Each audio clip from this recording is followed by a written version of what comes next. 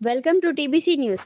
భక్తే మార్గంగా సేవే కేంద్రంగా అయ్యప్ప స్వామి అన్నదాన మండపం అభివృద్ధి కోసం ప్రతి ఒక్కరూ కలిసి పనిచేయాలని అయ్యప్ప స్వామి సభ్యులను మహబూబ్ నగర్ ఎమ్మెల్యే ఎన్ఎం శ్రీనివాస్ రెడ్డి కోరారు.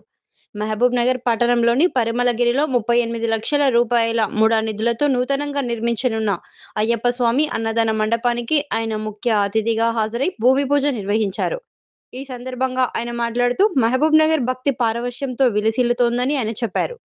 హైందవ ధర్మం ప్రతి ఇంటికి చేరుకునేందుకు ఆధ్యాత్మికవేత్తలు, గురువులు, పీఠాధిపతులు తమ తమ స్థాయిలో ప్రయత్నం చేస్తున్నారని, అందుకు అందరినీ అభినందిస్తున్నాను అని ఆయన చెప్పారు. గత కొన్ని సంవత్సరాలుగా నిర్విరామంగా పరిమళగిరి రాఘవేంద్ర స్వామి ఆలయ ప్రాంగణంలో ఎటువంటి తారతమ్యాలు లేకుండా నిరంతరాయంగా అన్నదాన కార్యక్రమం కొనసాగుతుంది అని, అందుకు శాశ్వత అన్నదాన మండపం కావాలని గుండా మనోహర్ తనను సంప్రదించారని, అయ్యప్ప స్వామి అన్నదాన మండపం సఫలీకృతం కావడానికి గుండా మనోహర్ కృషి ఎంతో ఉంది అని ఆయన స్పష్టం చేశారు.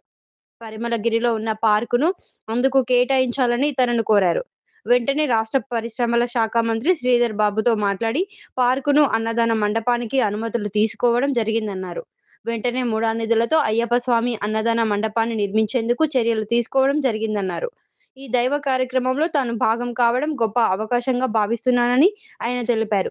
ఎలాంటి అడ్డంకులు లేకుండా అద్భుతమైన అన్నదాన మండపాన్ని మరియు అదనపు గదుల నిర్మించుకుందామని, అవసరమైతే ఇంకా 10-15 లక్షల రూపాయలు కేటాయిస్తామని ఆయన హామీ ఇచ్చారు.